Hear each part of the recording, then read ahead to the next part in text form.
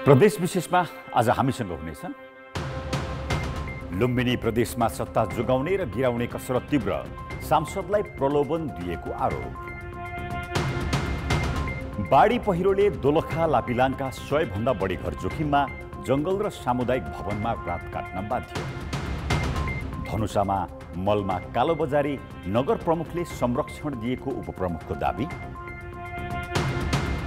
र सङ्घ र प्रदेशबीच समन्वय नहुँदा सुदूरपश्चिममा पूर्वाधार निर्माण अवरुद्ध, राजधानीको जमिनमा स्वामित्व विवाद कायम। नमस्कार, म प्रवीण शिवकोटी। यी थिए प्रदेश विशेषमा आजका हाम्रा सामग्री।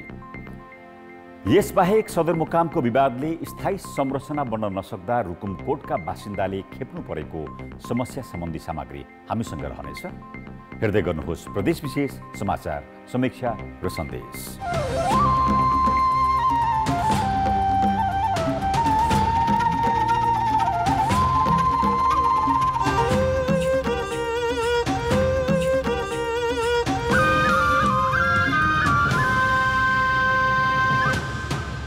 प्रदेश विशेष presented by Asian Paints। Lumbini प्रदेशमा शङ्कर पोखरेल नेतृत्वको सरकार सङ्कटमा परेको छ। जसपाका तर्फबाट भौतिक पूर्वाधार विकास राज्यमन्त्री सुमन शर्मा रायमाझीले राजीनामा दिएपछि सरकार र विपक्षी गठबन्धन दुवैमा बराबरी 41 सदस्य भएका छन्। विपक्षी गठबन्धनले अल्पमतमा परेको सरकारले तत्काल राजीनामा दिनुपर्ने माग सहित बजेट पारित हुन दिएको छैन। सरकार पक्ष भने जसरी पनि सरकार बचाउने कसरतमा लागि परेको छ। जनता समाजवादी पार्टीको महन्त ठाकुर पक्षबाट भौतिक पूर्वाधार विकास राज्यमन्त्री बनेकी सुमन शर्मा रायमाझीले राजीनामा दिएपछि लुम्बिनी प्रदेशमा शङ्कर पोखरेल नेतृत्वको एमाले सरकार सङ्कटमा परेको छ। असार 18 मा रायमाझीले पोखरेल नेतृत्वको सरकारलाई जसपाको समर्थन नरहेकाले आफूले साथ दिन नसकेको बताउँदै राज्यमन्त्री पदबाट राजीनामा बुझाएकी थिइन्। उनको समर्थन हटेसँगै सरकार पक्ष एमालेका 38 र जसपाका 3 सहित 41 सदस्यमा खुम्चिएको छ।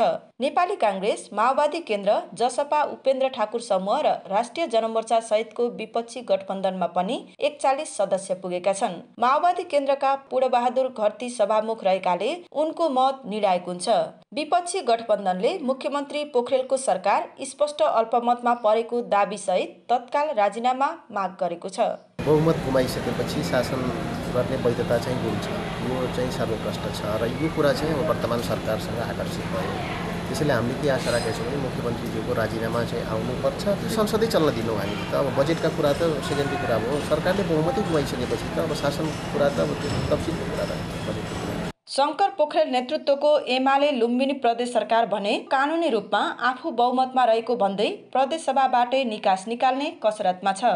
वैशाख 19 मा प्रदेश सभामा रहेका 81 सदस्य मध्ये आफ्ना 41 सांसद देखाएर एमालेले संविधानको धारा 168 को उपधारा 1 अनुसार सरकार गठन गरेको थियो। सरकार गठनपछि एमालेका 2 सदस्यले राजीनामा र 1 सदस्यले पार्टी परिवर्तन गरे। यसपछि मुख्यमन्त्री पोखरेलले सरकार चलाउन जसपाका 4 सदस्यको साथ लिएका थिए। जसपाबाट सरकारलाई समर्थन गर्नेको संख्या घटेर अहिले 3 भएको छ। यद्यपि एमालेले सरकार टिकाउन र विपक्षीको संख्या बढ्न नदिन पार्टी एकीकरण भएका बेला एमालेको कोटाबाट चुनाव जिते पनि अहिले माओवादी केन्द्र रोजेकी विमला खत्रीलाई कारबाही प्रक्रिया थालेको छ। खत्रीको कारबाहीपछि बजेट पारित गर्न र सरकार टिकाउन आफूहरूको बहुमत हुने सत्तापक्षको आकलन छ। राजीनामा दिएको कुरो हवाला दिएर आउँदैमा अब सरकार अल्पमतमा परिसक्यो, आजै छोडिहाल गइहाल भन्ने कुरो हुँदैन। त्यसको एउटा प्रक्रिया हुन्छ र प्रक्रिया अगाडि बढ्दै जाँदाखेरि अब माननीय मुख्यमन्त्रीजीले भनि पनि सक्नु भएको छ कि जुन दिन हामी अल्पमतमा पर्छौँ त्यस पछाडि हामी अब सरकारमा रहँदैनौँ। त्यसो भएको हुनाले त्यसको टेस्ट गर्ने थलो भनेको संसद हो र संसदमा हामी फेस गर्दैछौँ र संसद फेस गरेपछि परिणाम जे निक्लिन्छ त्यो स्वीकार गर्न हामी तयार छौँ। विपक्षी गठबन्धनले मुख्यमन्त्री पोखरेलले राजीनामा दिएर निकास नदिँदासम्म प्रदेशसभा चल्न नदिने अडान सहित असार 6 गतेदेखि प्रदेशसभा बहिष्कार गरेका छन्। अब प्रदेशसभाको बैठक असार 27 का लागि बोलाइएको छ। मुख्यमन्त्रीको राजीनामाको माग तिर्साएका विपक्षी गठबन्धनले सहजै प्रदेशसभा चल्न दिने देखिँदैन। यस्तोमा बहुमतका आधारमा बजेट पारित गराउन सत्तापक्ष र सत्तापक्षको मत बढ्न नदिन विपक्षी गठबन्धन दुवैले प्रदेशसभा सदस्यलाई आर्थिक र पदीय प्रलोभन देखाएर आफ्नो पक्षमा पार्ने कसरत गरिरहेका छन्। कान्तिपुर समाचारका लागि क्यामेरामा स्वस्तिक श्रेष्ठका साथ अमृता अनमोल, बुटबल, रूपन्देही। बाढी र पहिरोले दोलखाको लापिलाङका 100 घर प्रभावित बनेका छन्। पहिरो र बाढीले घरमा क्षति गरेपछि 22 परिवार पूर्ण रूपमा विस्थापित भएका छन् भने 100 भन्दा बढी परिवारले घर छाडेका छन्। उनीहरूले लापिलाङका स्थानीय जङ्गल, विद्यालय र सामुदायिक भवनमा रात कटाइरहेका छन्। कालिन्चो गाउँपालिका 5 लापिलाङका 100 भन्दा बढी परिवार घट्टेखोलाको बाढी र माथि र तल दुवैतर्फको पहिरोले घेरिएका छन्। गएको वर्ष पहिरोले 9 घर बगाएको यही ठाउँमा यसपालि 100 भन्दा बढी घर पहिरो र बाढीको चपेटामा परेका हुन्। स्थानीय ज्यान जोगाउनका लागि वन जङ्गल, विद्यालय र सामुदायिक भवनमा रात कटाउन बाध्य छन्। गाउँको भन्ने ठाउँमा बाजेको निजाटोली उता बाजेको हामी राति चाहिँ बिहान बेलुका खाना चाहिँ घरमा खान्छौँ यहाँ, अनि बास बन्छ उता गएको राति लान्छ भने यो जिन्दगीको माया हुँदो क्या छ। बर्खामा मन्त्रीजी समेत आउनु भएको थियो यहाँ र त्यहाँदेखि त्यहाँबाट निस्केपछि त्यो हाम्रो कुराकानी भएन। हामीलाई त्यसको लागि चाहिँ हामीलाई जानकारी पनि छैन। चाहिँ अहिले अब हामी चाहिँ एकदमै समस्या चाहिँ आफ्नो घर दुःख बनाएको घरमा पनि बस्न नपाएर चाहिँ बर्खा मासमा पुरा हिलोमा माथि हाम्रो त दुःख लाग्छ। फेरि त्यस्तो उसमा चाहिँ समस्यामै छ। बाढीको उच्च जोखिममा रहेको गाउँ पहिरोले पनि घेरिएको छ। गएको वर्ष बाढी र पहिरोको चपेटामा परेपछि गाउँ नै सुरक्षित स्थानमा सार्ने भनेर सरकारले भने पनि कतिपय पीडकले अझै पहिरोमै रात काट्न बाध्य छन्। कतिपय रातभर घट्टेखोलाको बाढी हेरेर बस्ने गरेका छन्। जेठदेखि यतै बसेको पहिरो पानी आयो कि पहिरो आउँछ पानी आयो कि अनि यतै सरेको सर यतै भागेको पहिरोले घरमै आयो पहिरो नि। अनि यो नानी त छिर्दैछ अहिले बिरामी छ। हजुर यस्तो चिसोमा बस्नु छ, माथि त अब पलङ सलङ सबै हुन्थ्यो। गत सालदेखि नै गत भदौको 18 गतेदेखि यो रानीवन पहिरो जुन यो घट्टेखोला आसपासमा चलिरहेको छ र यो निरन्तर चलिरहेको छ। यो हिउँदोमा पनि रोकिया छैन, झरेको झरै छ र झरिसकेपछि चाहिँ त्यो तल खोलामा मिसिएपछि चाहिँ यहाँ चाहिँ अनि बाढीको स्वरूप लिएर अनि गाउँ गाउँमा बस्तीहरूमा चाहिँ भल पस्ने गरेको छ। सुरक्षित स्थानमा छरेकाहरू पनि सामान्य प्लास्टिकको गोठको सहारामा छन्। अधिकांश बालबालिका चिसोले बिरामी परेका छन्। विस्थापित भएकाहरूसँग स्वच्छ खानेपानी र शौचालयको सुविधा समेत छैन, जसका कारण महिला बालबालिका थप सकस भएको छ। गएको वर्ष बाढी र पहिरोमा परेर यहाँको 9 वटा घर पूर्ण रूपमा क्षति भएको थियो भने 20 भन्दा बढी परिवार विस्थापित भएका थिए। सरकारले तत्काल एकीकृत बस्ती बनाउने योजना बनायो तर कार्यान्वयन गरेन। यो वर्ष पुनः बाढी र पहिरो चल्दा यहाँका 100 भन्दा बढी परिवार विस्थापित भइसकेका छन् भने अझै धेरै परिवार विस्थापित हुने क्रममा छन्। कान्तिपुर समाचारका लागि केदार शिवाकोटी, लापिलाङ, दोलखा।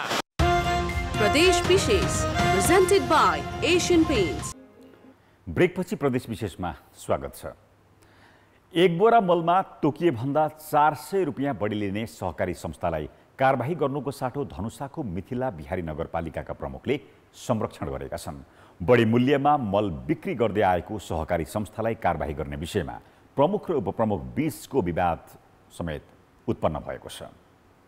कालोबजारी गर्ने सहकारी संस्थालाई मल नदिन पत्राचार गरिए पनि कृषि सामग्री कम्पनीले त्यही सहकारी संस्थालाई पठाउन लागिएको 2 ट्र्याक्टर मल धनुषाको मिथिला बिहारी नगरपालिकाका उपप्रमुख अनिता कुमारी शाहले बाटोमै रोकिदिएकी छन्। मनकामना मैत्री सहयोगी र माँ जानकी नामक सहकारी संस्थाले निर्धारित मूल्य भन्दा बढी रकम लिई किसानलाई मल बिक्री गरेको उपप्रमुखको दाबी छ। नगर प्रमुख अनिल कुमार यादव र प्रमुख प्रशासकीय अधिकृतको संरक्षणमा मलमा कालोबजारी भएकाले त्यसलाई रोक्न उपप्रमुख सक्रिय भएकी छन्। अस्ति मैले निर्देशन पत्र पनि पठाइसके, त्यो गलत गरेर चोरी गरेको मान्छेलाई तपाई नदिनु अनि हुन्छ भनेर भन्नुभयो। आज माल लोड भइरहेछ, किन, कुन आधारले, कुन प्रक्रियाले? स्थानीय तहमा उपप्रमुखको संयोजकत्वमा मल वितरण व्यवस्थापन समिति रहने कानुनी प्रावधान छ। 3 सदस्य समितिमा प्रशासकीय अधिकृत र कृषि कार्यालयका शाखा प्रमुख सदस्य हुन्छन्। समितिले नै वडाहरूमा इजाजत प्राप्त मल खाद्य विक्रेता सहकारी संस्था छनौट गर्दछन्। त्यसपछि मल उपलब्ध गराउन कृषि सामग्री कम्पनीलाई पत्राचार गर्ने गरिन्छ। त्यही पत्रका अनुसार सम्बन्धित सहकारीलाई मल उपलब्ध गराउनु पर्ने हो।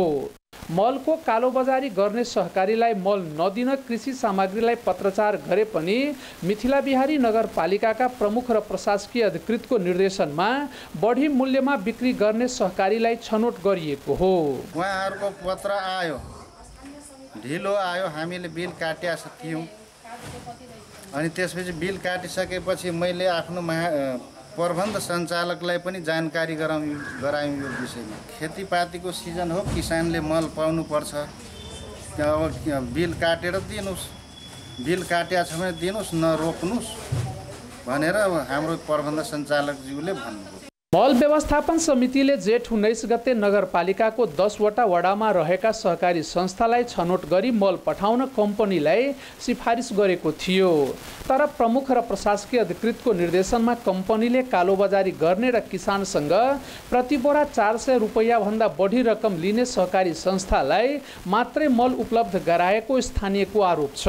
मेयर अधिकृत गोविंद झा ई सब जाकर हमरा सबके नाम हटा देलकै। सीडीओ साहब के सबके कोई कहे 3 लाख, कोई कहे 4 लाख रुपया घूस लक अनिल। आब ओकरा जाकर दै खाए प्रमोद के अनुसार महोत्तरीमा मात्रै 50,000 metric ton urea, 35,000 metric ton DAP, 16,000 metric ton पोटासको आवश्यकता छ।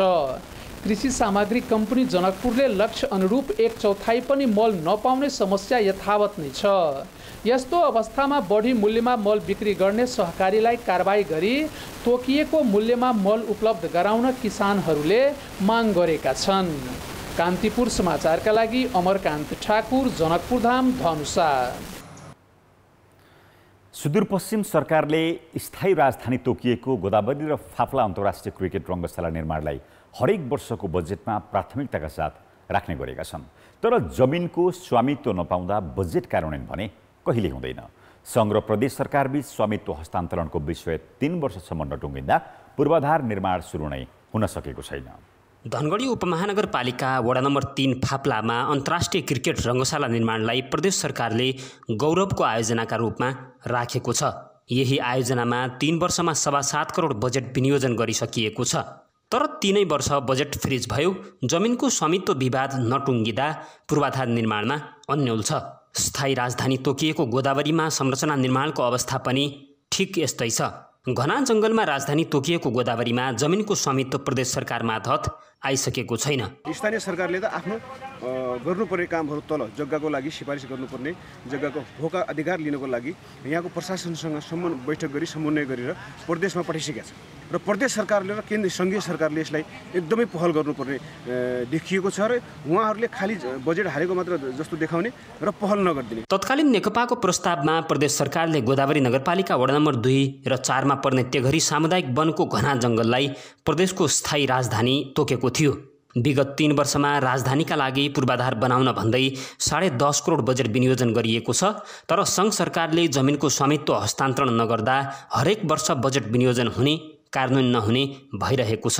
हाम्रो नयाँ राजधानी बनाउनु पर्ने प्रदेशको संसदले हैन सर्वसम्मत भन्दा पनि अत्यधिक बहुमतबाट हामीले निर्णय गरेका थियौँ। त्यो अझैसम्म पनि कार्यान्वयन हुन सकेको स्थिति छैन। जमिन चाहिन्छ, त्यो हामीले उपलब्ध नभएको कार्यान्वयनसम्म गर्न नसक्यो। गोदावरीमा जमिनको स्वामित्व प्रदेशलाई प्राप्त भइहाले पनि रुख कटानीका लागि फेरि सङ्घकै अनुमति लिनुपर्ने झन्झट छ। प्रदेश सरकार बनेको 3 वर्ष भइसक्दा पनि स्थायी संरचना निर्माणका लागि सङ्घीय सरकारबाट सहजीकरण भएको पाइँदैन। यता जमिनको स्वामित्व नहुँदा नहुँदै पनि प्रदेश सरकारले देखाउनकै लागि बजेट विनियोजन गरिरहेको छ। कान्तिपुर समाचारका लागि क्यामेरामा सुदीप थापाका साथमा महेन्द्र बम, धनगढी, कैलाली। प्रदेश विशेष प्रेजेन्टेड बाय एशियन पेन्ट्स। ब्रेकपछि प्रदेश विशेषमा पुनः स्वागत छ। रुकुम पूर्वको अस्थायी सदरमुकाम रुकुमकोटमा विद्युत, सञ्चार, खानेपानीको समस्या रहेको छ। 3 वर्षदेखि स्थायी सदरमुकामको विवाद सर्वोच्च अदालतमा अल्झिँदा रुकुमकोटमा स्थायी संरचना निर्माण गर्न सकिएको छैन, जसले अत्यावश्यकीय सेवाको समेत अभाव सृजना गरेको छ। यो हो देशको कान्छो र लुम्बिनी प्रदेशको हिमाली जिल्ला रुकुमपूर्वको अस्थायी सदरमुकाम रुकुमकोट। प्राकृतिक दृष्टिले सुन्दर यो ठाउँका नागरिकको दैनिकी भने सहज छैन। केन्द्रीय प्रसारण लाइन जोडिए पनि विद्युत सेवा नियमित छैन भने घाम लाग्दा मात्रै आउने टेलिफोन र इन्टरनेटले मानिसलाई सम्पर्कविहीन बनाइदिएको छ। यति मात्रै होइन, खानेपानीका लागि गाग्री बोकेर अथवा गाडी चढेर मुहानसम्म पुग्नुपर्छ। यस्ता समस्याका कारण यहाँका बासिन्दा दिक्क भएका छन्। मुहानमा गएर डोकोमा पानी बोक्नु परेको छ। त्यसै गरी बिजुलीको नियमितता छैन र टेलिफोनको सुविधा छैन। टेलिफोनकै सुविधा नभएकै कारण हामी जस्ता विद्यार्थीहरूले अनलाइन कक्षा पढ्न पाएका छैनौँ। सल्यानको श्रीनगरमा रहेको सब स्टेसन हुँदै रुकुमपूर्व, पश्चिम र सल्यानको केही भागमा बाँडिएको विद्युत सेवामा कतै सानो पनि समस्या हुँदा श्रीनगरसम्मै मर्मतका लागि पुग्नुपर्ने भएकाले बिजुली जाने आउने टुङ्गो हुँदैन। टेलिकमको टावरसम्म विद्युत सुविधा नपुगेका कारण घाम लागेपछि मात्रै फोनको नेटवर्क रहन्छ, नत्र भने नो सर्भिसमै चित्त बुझाउनु पर्ने बाध्यता छ। तत्काललाई रुकुमकोट जिल्ला सदरमुकामका रूपमा तोकिएपछि यहाँ बसाइसराई गरेर आउने मानिस बढेका छन्, जसका कारण यहाँको जनसङ्ख्या बढ्दो क्रममा छ। तर माग र आवश्यकता अनुसार खानेपानी आपूर्ति नभएको र भएको खानेपानी पनि मर्मत नहुँदा मुहानसम्म पुगेर पानी बोक्नुपर्ने बाध्यता छ। सदरमुकाम हो त हामी भन्छौँ, तर चाहिँ सदरमुकाम हुन लायक यी आधारभूत आवश्यकताका कमीले गर्दा त सदरमुकाम भन्न लायक छैन। जिल्लाको स्थायी सदरमुकाम पुथा उत्तरगङ्गा गाउँपालिकाको गोलखारामा रहने या रुकुमकोटमै यस सम्बन्धी विवादको मुद्दा सर्वोच्च अदालतमा विचाराधीन छ। यो ठाउँ जिल्ला सदरमुकामकै रूपमा कायम होला या नहोला, तर रुकुमपूर्वको एउटा महत्त्वपूर्ण स्थान र सम्भावित सहरका रूपमा भने अवश्य रहनेछ। यसकारण सरकारले नै यस स्थानलाई सुविधायुक्त बनाउन आवश्यक योजनाका साथ पहल कदमी लिनैपर्छ। खानेपानीको सन्दर्भमा पनि प्रदेश सरकारले जुन योजना हाल्यो त्यो योजनामा अहिलेसम्म उसले 40 लाख मात्र योजना खर्च गरेको छ भने हामीले चाहिँ 1 करोडभन्दा बढी खर्च गरिरहेको अवस्था छ। प्रदेशकै योजनामा हामीले खर्च गरिरहँदाखेरि प्रदेश सरकार अझै पनि अब मौन तरिकाले बसिरहेको अवस्था छ। जनमनलाई दैनिक रूपमा जरुरी पर्ने आधारभूत सुविधाको सहज उपलब्धताका लागि राज्य सरकारले तत्काल ध्यान दिन जरुरी छ। सरकारवालाले यस्तै त हो नि, चलिरहेकै त छ अथवा चलिहाल्छ नि भनेर व्यवस्था गर्ने हो भने जनताले आँगनको सरकारसँग अरू के अपेक्षा गर्ने? कान्तिपुर समाचारका लागि महेश केसी, रुकुमकोट, रुकुमपूर्व। प्रदेश विशेष आजका लागि यति नै। प्रदेश समाचारहरूको साथमा भोलि फेरि आउनेछौँ। कान्तिपुर टेलिभिजन हेर्दै गर्नुहोला। नमस्ते।